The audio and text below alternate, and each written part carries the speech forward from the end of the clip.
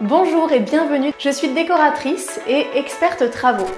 Et aujourd'hui, je vais vous montrer comment réaliser un décor de montagne en peinture. Vous allez voir, c'est très simple, je vais décrypter pour vous toutes les étapes. Pour commencer, nous avons besoin de une échelle, un rouleau de bâche, du scotch de protection, de la corde, de la peinture acrylique, un rouleau de peinture avec son manche, une pâte de lapin, un pinceau à réchampir. On va maintenant pouvoir passer aux cotes. Donc on va se servir de notre plan et reporter les mesures de notre plan papier sur notre mur.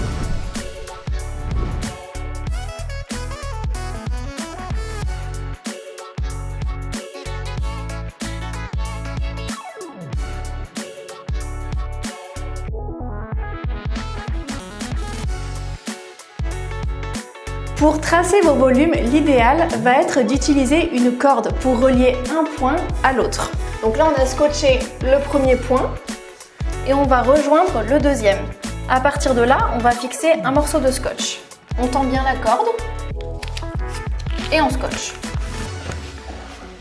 Et maintenant, on va pouvoir suivre à l'aide de la règle et du crayon le trait. On n'appuie pas trop sur le crayon pour pas laisser des marques trop importantes au niveau du mur. Voilà. On peut retirer le scotch et on termine notre trait. Hop. Voilà notre premier volume terminé. On continue.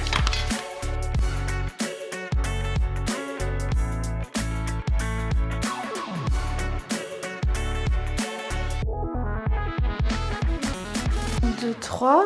Maintenant, il nous manque la plus grosse et on aura terminé.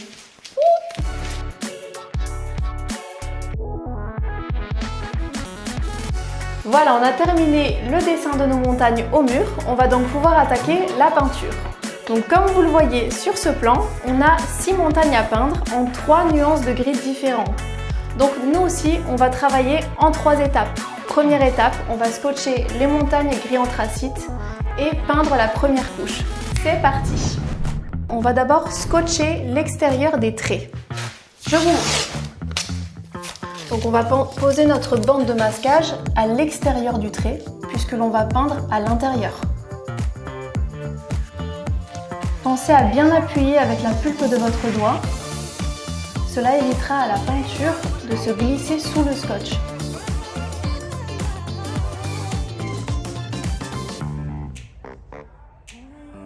Lorsque vous avez des angles comme celui-ci à scotcher, munissez-vous de votre règle et de votre cutter pour tailler l'angle à la bonne largeur.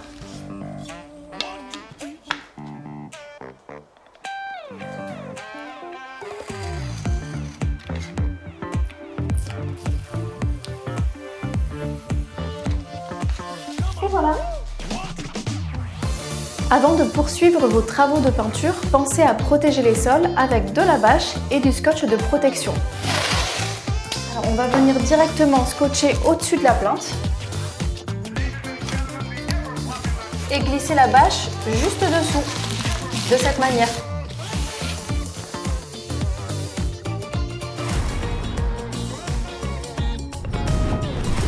Voilà, nos montagnes sont prêtes, elles sont scotchées. On va donc pouvoir attaquer la peinture. Donc on va passer à la première couche avec une peinture de chez Unicalo qui s'appelle Aquarelle Velours Plus. Avant d'attaquer la peinture de votre montagne, pensez à dégager l'arête au niveau de la plinthe et au niveau des murs adjacents. Hop.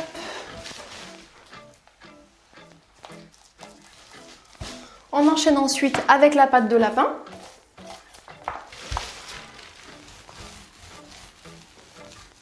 On pense à croiser la peinture afin de bien répartir la matière sur toute la surface.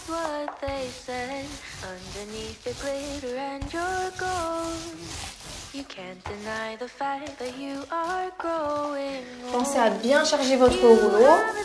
Il est inutile de trop tirer la peinture ou inversement d'appliquer la peinture en couche trop épaisse. Cela pourrait créer une surépaisseur un peu disgracieuse.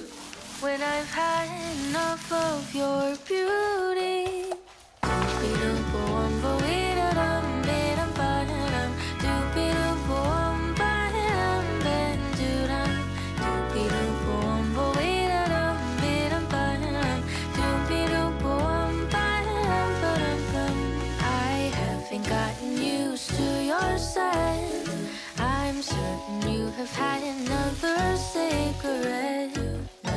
to prepare me for your style.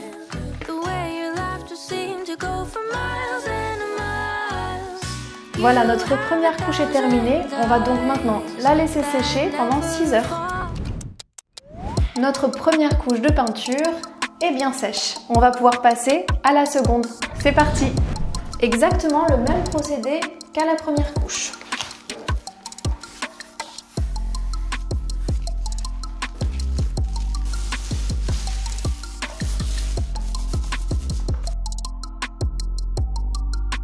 Voilà, on vient juste de terminer notre deuxième couche et on va descotcher sans attendre. La peinture n'est pas sèche à cœur et cela va permettre au scotch de se décoller en douceur. Prenez soin de descotcher délicatement et de ne pas salir les pourtours du mur. Nos montagnes gris anthracite sont maintenant peintes et tout à fait sèches. On va maintenant pouvoir passer aux grises claires et on a pris soin de scotcher le contour de la montagne au niveau du trait à l'extérieur pour pouvoir peindre à l'intérieur. Voilà pour la première montagne. On attaque la suivante.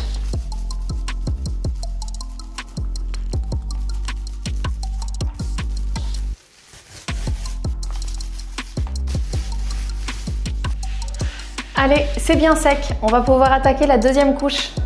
C'est parti!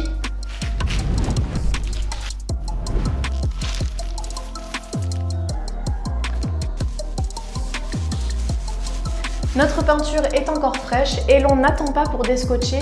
La peinture n'étant pas sèche à cœur, le scotch se décolle bien mieux. On la retire délicatement en prenant soin de ne pas arracher le mur ou de faire de taches autour. Allez, on enchaîne avec la dernière nuance de gris, on a bientôt fini.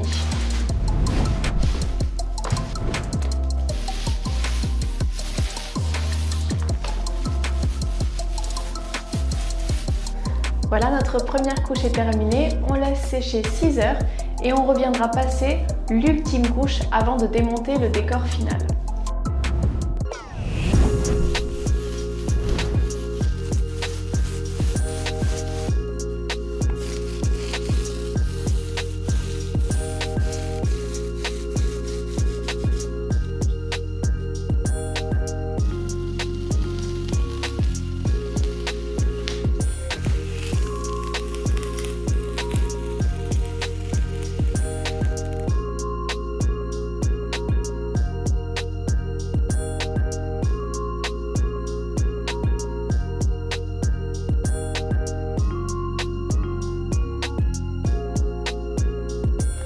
Voilà, notre décor de montagne est maintenant terminé. Plutôt réussi, n'est-ce pas? Si vous aussi vous souhaitez vous lancer dans une nouvelle déco, dans un nouveau décor mural en peinture, j'espère que ces quelques conseils vous serviront lors de vos travaux. J'ai le plaisir de vous retrouver très vite pour de nouvelles astuces déco et brico. À très vite!